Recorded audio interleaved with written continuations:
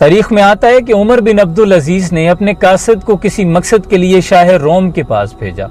قاصد جب اپنا پیغام پہنچا کے وہاں سے نکلنے لگا تو اس نے محل سے نکلتے ہوئے کلام اللہ کی آواز سنی کہ کوئی شخص قرآن کریم کی تلاوت کر رہا ہے۔ بڑا چونکا، آواز کے تعاقب میں آگے بڑھا تو اس نے دیکھا کہ کوئی شخص چکی پیس رہا ہے اور ایک نابینا شخص ہے جو کہ قرآن کریم کی تلاوت کر رہا ہے۔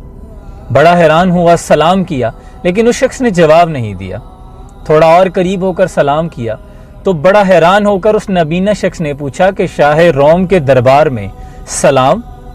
تو اس پر قاصد نے کہا کہ شاہ روم کے محل میں قرآن کریم کی تلاوت، پہلے تم یہ بتاؤ کہ تم کون ہو؟ تو اس شخص نے کہا کہ میں مسلمان ہوں اور اس بادشاہ نے مجھ پر ظلم کیا کہ میں اسلام چھوڑ دوں۔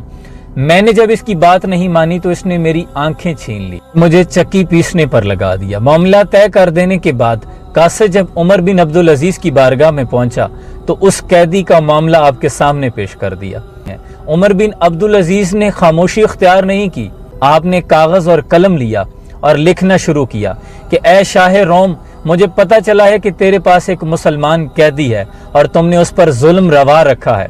اگر تم نے اس خط کے پہنچنے کے بعد اس شخص کو قید سے رہا نہ کیا تو پھر تمہیں ایک ایسے لشکر جرار کا سامنا ہوگا جس کا پہلا جنگجو تیرے دربار میں اور آخری جنگجو میرے دربار میں ہوگا۔ سوال یہ پیدا ہوتا ہے کہ عمر بن عبدالعزیز نے صرف ایک مسلمان کی خاطر اپنی ساری مملکت اور سلطنت کو داؤ میں کیوں لگایا اور جنگ کا فرمان کیوں جاری کیا؟ کیونکہ آپ جانتے تھے کہ حضور اکرم صلی اللہ علیہ وآلہ وسلم فرما گئے ہیں کہ ساری مسلمان امت ایک جسم کی مانند ہے۔ اگر ایک جسم کے کسی حصے پر درد ہوتی ہے تو پورا جسم اس درد کو محسوس کرتا ہے، لیکن صد افسوس کہ آج ہم 2 ارب مسلمان ہونے کے باوجود اتنے ذلیل و رسوا ہو چکے ہیں کہ شام کی ایک بچی روتے ہوئے، موت پہ آخری ہچکی لیتے ہوئے کہتی ہے کہ میں اپنے رب کو سب کچھ جا کر بتاؤں گی۔